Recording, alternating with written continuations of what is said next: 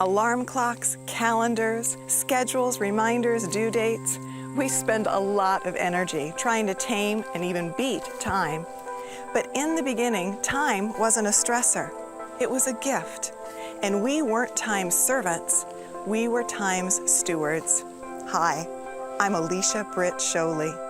We live in a hurried age where faster has become a synonym for better and experience has become a substitute for relationship. The problem is that faster experiences don't create better relationships with people or with God.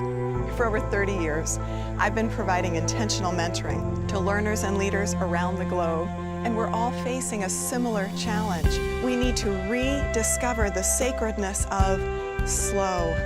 I invite you to unhurry your day, to unclutter your heart, and to remember the satisfying simplicity of relationship with a God who never wanted to use, let alone exhaust you.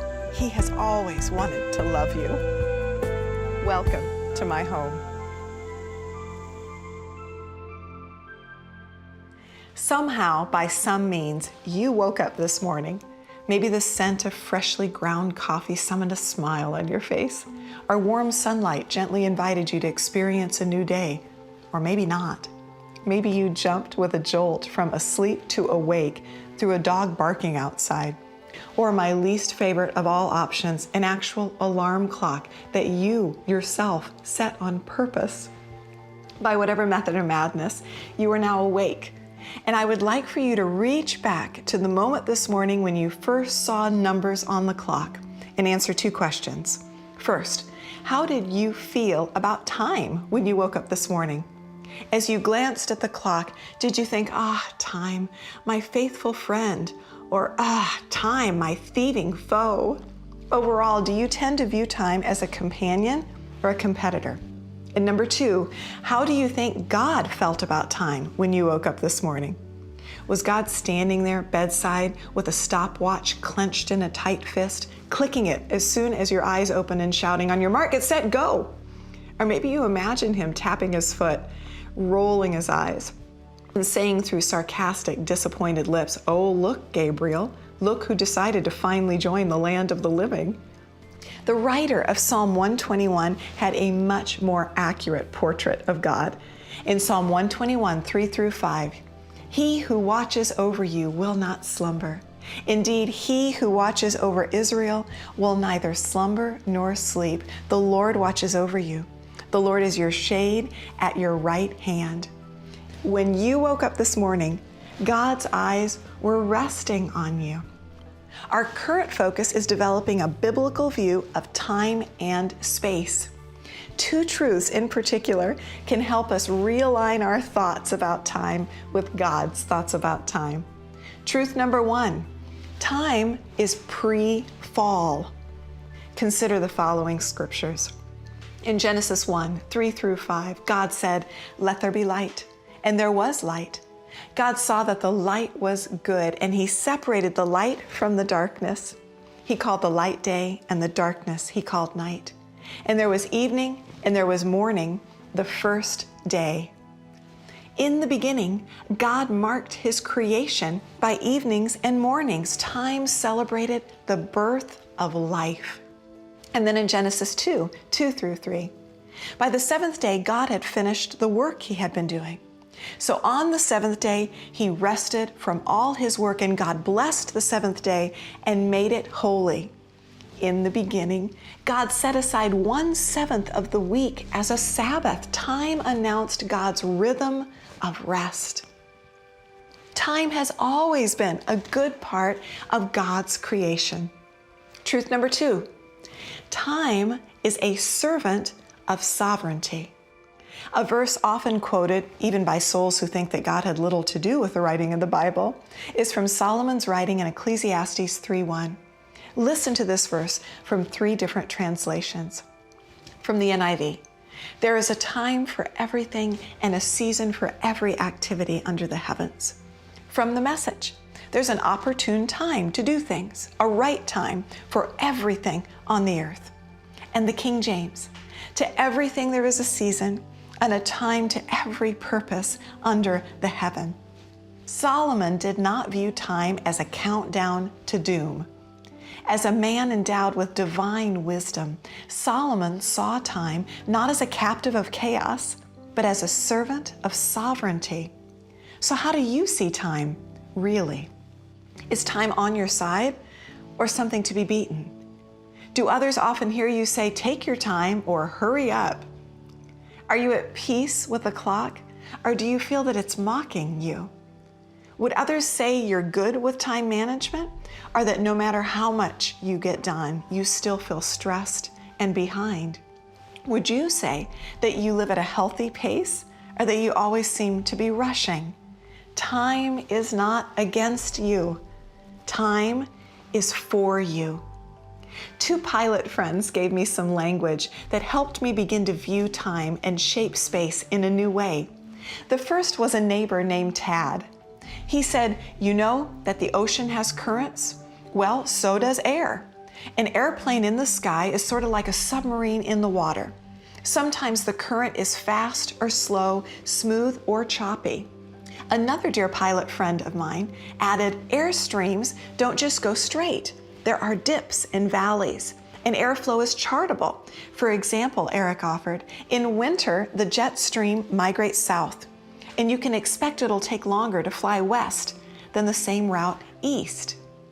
Though no pilot or seafarer would claim that the skies or the oceans can be tamed, captains in the air and on the waters agree that patterns can still be observed, described, and taken into account when making plans.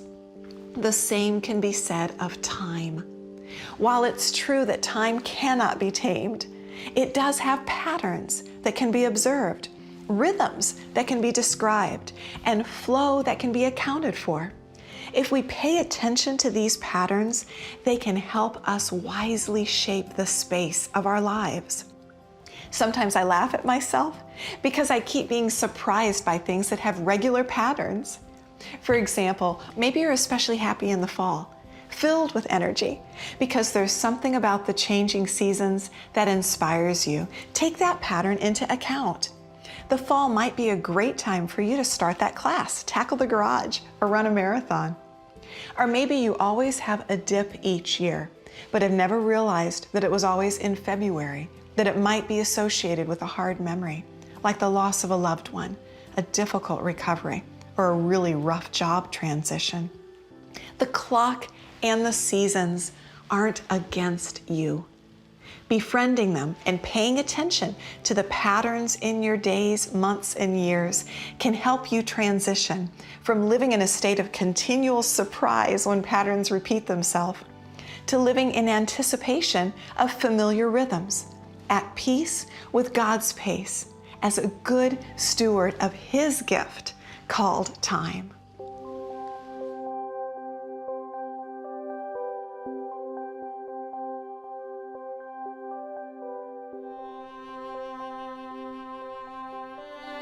We want to go, grow, and know faster than ever before. But faith and relationships take time. That's why, in appreciation for your gift of $40 or more, we want to send you your own copy of The Sacred Slow, allowing you to walk alongside Alicia on this journey of intentional growth. And to help your journey even further, we will also send you her enlightening book, 40 Days of Decrease. Together, these books will help you deepen and strengthen your relationship with your Creator. Call or go online today.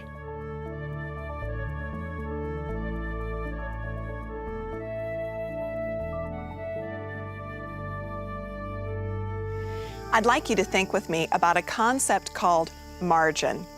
Margin is the white space around the text on this page. To a designer, margin is part of the art. Margin sets off the text and gives it room to breathe. Most of us will instinctively skip a page in a magazine, book, or screen in which the text fills the page to the very edges. It's simply overwhelming. Well, the same is true of our lives. God designed us to live with margin. He built it into time itself. In the beginning, we worked during the day and slept during the night. And as I mentioned earlier, even with that rhythm, He still established the seventh day as an entire day devoted to rest. but we all only have 24 hours in every day. And as a spiritual mentor, I agree with what the doctors, counselors, life coaches, and psychologists are saying. Margin isn't a luxury. Margin is a need. And if you've ever had to navigate a crisis without any margin, you know exactly what I'm talking about. Perhaps you've said or heard these words, "I'm so tired of feeling tired. Everywhere I turn, someone needs me. That's it. I'm done. I have nothing left to give. If something doesn't change soon, I'm afraid I'll burn out or completely collapse."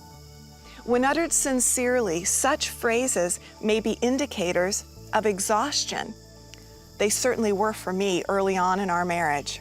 My husband Barry and I had been burning the candle at both ends for more than a decade.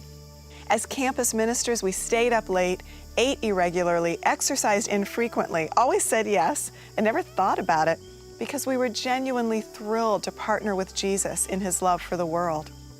But as the miles clicked on our odometer, something else was clicking within me, a countdown to burnout. Naturally far sturdier, Barry was tired, but not at the point of collapse.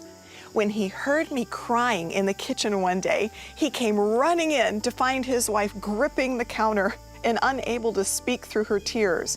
There were no signs of accident or injury. There was no open letter with sad news. All he could do was hold me. Finally, I was able to sputter out, "There are dirty dishes in the sink." The dishes did me in. This clearly was a case of no margin. Margin is a concept I first encountered through the writings of medical doctor and researcher Richard Swenson. Each day, you are given a limited supply of energy. According to Dr. Swenson, what we're supposed to do with that supply is use perhaps 75% of it and put the rest, called margin, on reserve to save it up for the unexpected extra mile and crisis. But instead, what we do is use up the whole supply in our normal daily living. So when a crisis does occur, we have no reserves to draw from. And so we push ourselves into overload. And if overload extends, burnout or breakdown can begin. If margin is a true need for health on all levels of our existence, and if time is a gift with discernible patterns and chartable flow, then we can exercise authority to shape the space of our lives in a way that honors God. How do we do that? Here are a few of my favorite tools. First, create schedules that are flexible. Think of a schedule as you would a fishing boat. Most people see a boat not as an end, but as a means to an end, like dinner or relaxation or family time. In other words, few people spend their Saturdays sitting in a boat that's parked in a showroom or a garage.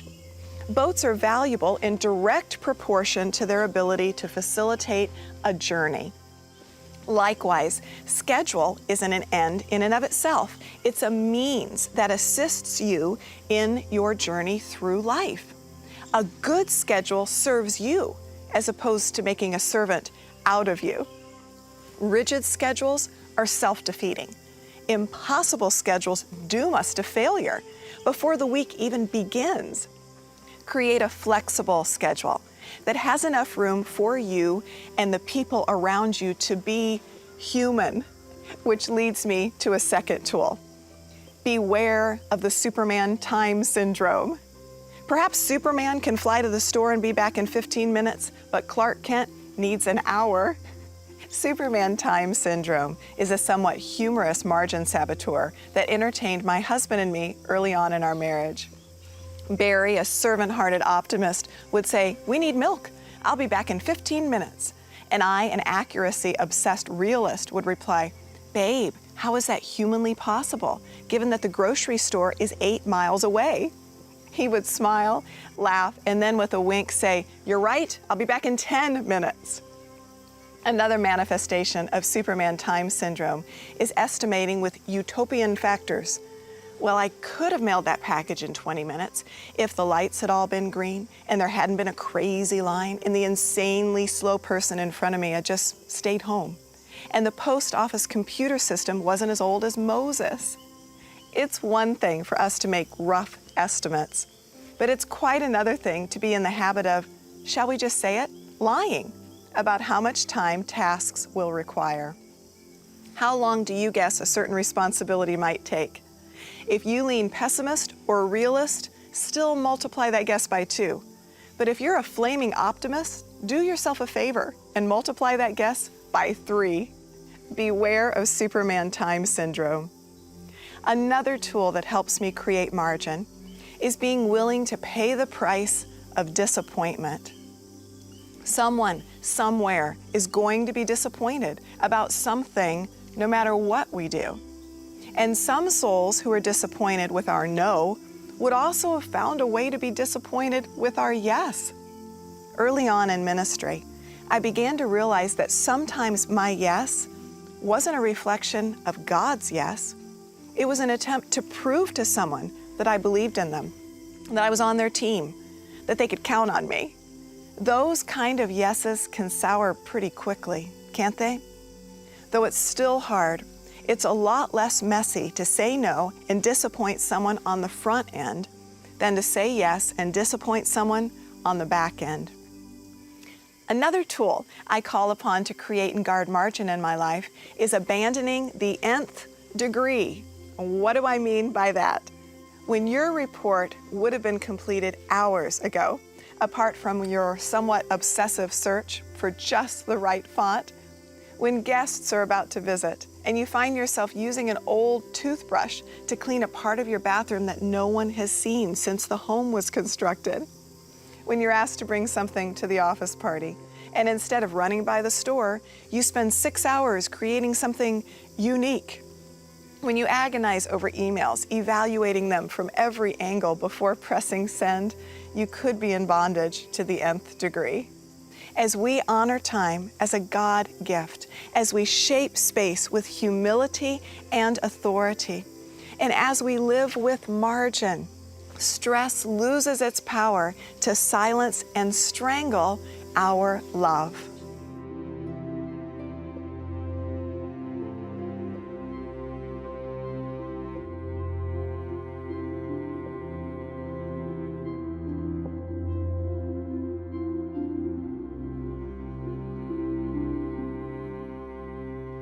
I was 11 years old when the song Fly Like an Eagle hit the charts. I loved the angst of the lyrics, but what stuck in my mind were the first lines. Time keeps on slipping, slipping, slipping into the future. I think it captured well my generation's attitude toward time, a precious resource that just kept escaping us. So how do you feel about time? When you woke up this morning and you looked at the clock, what thoughts came to mind? Kiona? I slept in and I fell, I fell back asleep. So I felt like it was against me. Okay, all right, Erin? Against me, there's not enough of it. Yes? Like it was my boss, and I better listen today. Angela? This morning, I allowed myself plenty of time, so I felt pretty good about it this morning. All right, and Robbie? Yeah, for me, it's a taskmaster every day. Okay. Yeah, so let's think about our day-to-day lives, what you do most of your day. Do you have a tendency when you're pastoring, when you're taking care of the kids, when you're studying, when you're doctoring? What do we call this when you're as a doctor? And that clock is just ticking, ticking, ticking. Do we tend to think of it as for us or against us? Do we treat fall as an honored original resident of Eden because it existed before the fall? Or do we treat time as something that came afterwards? How about you, Robbie? We'll start with you. I would definitely treat it, that it came after. I think it's something that we treat as a commodity that has to be taken care of, so to speak, but then I think we also then misuse it. Yes, yes. Anyone else? Your day-to-day lives? I think it was definitely a new thing for me to think about when I read that. That I'd always considered time to be a a broken thing, Yeah. something that is broken in the world that we're trying to master or fix. And so the idea that it's a gift has been a really, really great teaching for me to mull over, and I think I'm still working on shifting that. Yes. And this is a massive shift for us, for us to begin lining up our thoughts about time with something that's more in line with the scriptures. Yeah. For us to look at the clock and say, oh, I have the gift of 5 more minutes, not, oh, I only have 5 more minutes. Yeah. This is a huge change in our mental conversation with ourselves. Let's think about Jesus. He obviously wasn't on anybody else's clock at all. So when you think about Jesus's life, how do you think he viewed time? Kiona?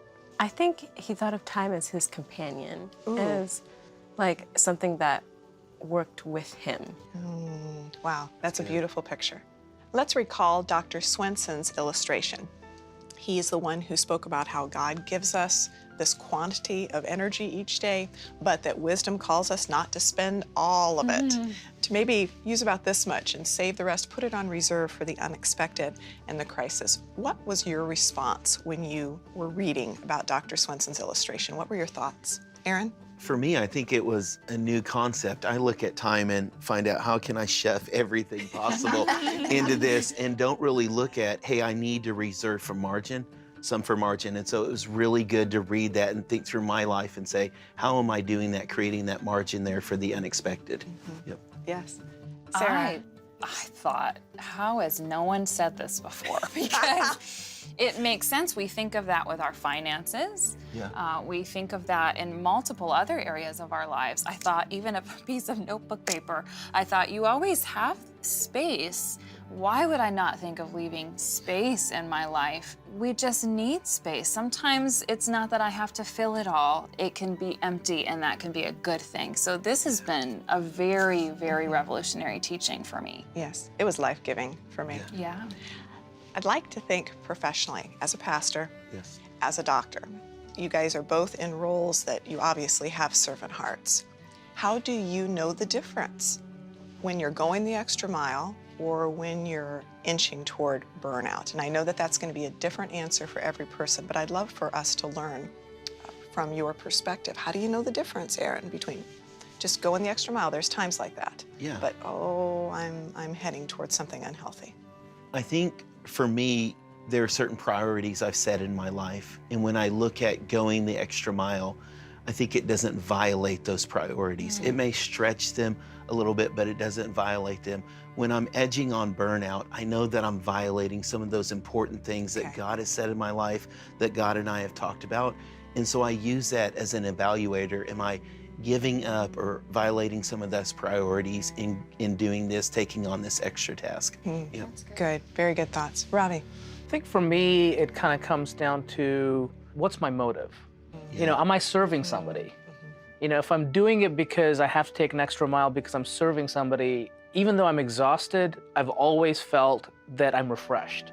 Yeah. But when I do it because of my personal pride, because it's going to get me something, or it's, you know, it's going to advance my career or whatever it may be, because it's more of a personal motive, I've always found that it just takes away more, and I'm more drained at the result, and ultimately it doesn't really give me anything that I was hoping it would give. So it's really, I think for me, I look at it from this perspective of what's driving me to do this. Yeah. That is so good. I mentioned a couple of fun ways in which we as a family really try to create some margin in our lives. I mentioned the Superman time syndrome that we have to be on guard against in our home, and the nth degree. So any stories? Does this feel familiar to anyone? And if so, I'd love to hear how it plays out in your life. Aaron? Yes, I'm chronic. I have a chronic syndrome of this. And I remember one time, our department was over this project, and we had to bake gingerbread cookies that were kind of a Christmas ornament. I told my team, hey, this will probably just take us about 2 hours. We had a large team there.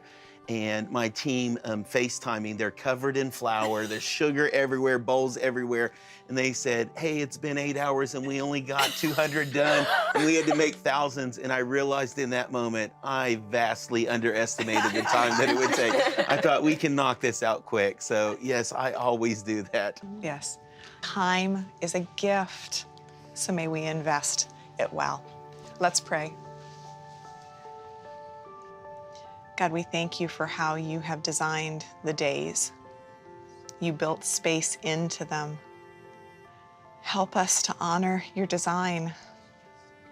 God, grow within us the freedom to rest, to let there be a reserve that will be called upon. There's so many unexpected things that come our way, Lord. Help us to be ready for them. May we honor this good gift called time. In Jesus' name, amen. Amen.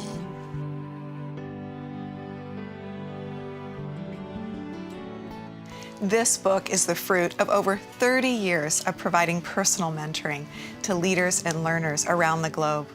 The Sacred Slow contains 12 weeks of faith-strengthening soul work designed to guide you into an uncluttered and fiercely honest love for Jesus.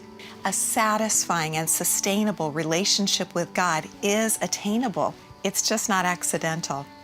I invite you, even beyond the 30 minutes we've just spent together, to take another step in adding intentionality to your faith walk.